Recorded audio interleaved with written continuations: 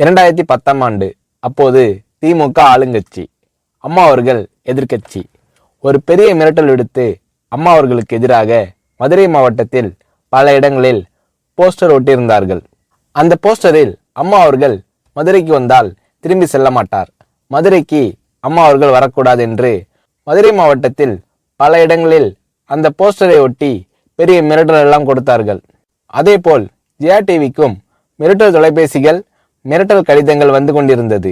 ஜெயா டிவியின் செய்தி பிரிவினர் இந்த மிரட்டல்களை பற்றியெல்லாம் தியாகத்தலைவி சின்னம்மா அவர்களிடம் சொல்லி அம்மா அவர்களின் கவனத்திற்கு கொண்டு சென்றார்கள்.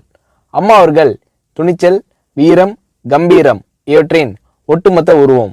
அதனால் புரட்சி தலைவி அம்மா அவர்கள், நான் மதுரைக்கு போய் தீருவேன், பொதுக்கூட்டத்தில் பேசியே தீருவேன், எது நடந்தாலும் எதிர்கொள்கிறேன் என்று சொல்கிறார்கள். ஒரு கட்டத்தில் ஜெயா டிவிக்கு மிரட்டல் எப்படி வருகிறது என்றால், ஜெயா டிவியின் அலுவலகத்தை வெடிகுண்டு வைத்து தகர்ப்போம், அம்மா அவர்கள் மதுரைக்கு வந்தால் ஜெயா டிவியை ஒழிப்போம், இப்படியெல்லாம் நிறைய மிரட்டல்கள் தொலைபேசியின் வாயிலாகவும் கடிதத்தின் வாயிலாகவும் வந்து கொண்டிருக்கிறது.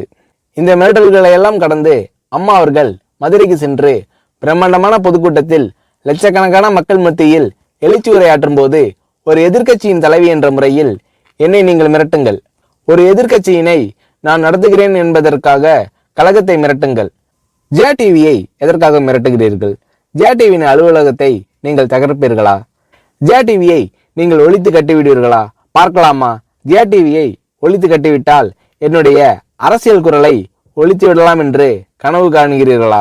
ஜெயா டிவி என் உயிருக்கும் மேலானது, நான் என்னுடைய உயிரை விட அதிகமாக நேசிப்பது, என்னுடைய அரசியல் கரமாக நான் போற்றி புகழ்வது, அதன் மேல் நீங்கள் கை வைப்பீர்களா, பார்க்கலாமா என்று எழுச்சி உரையாற்றினார் புரட்சி தலைவி அம்மா அவர்கள். இப்படியெல்லாம் அம்மா அவர்களின் அன்புக்கும் மரியாதைக்கும் பாத்திரமாக ஜெயா டிவி இருந்தது.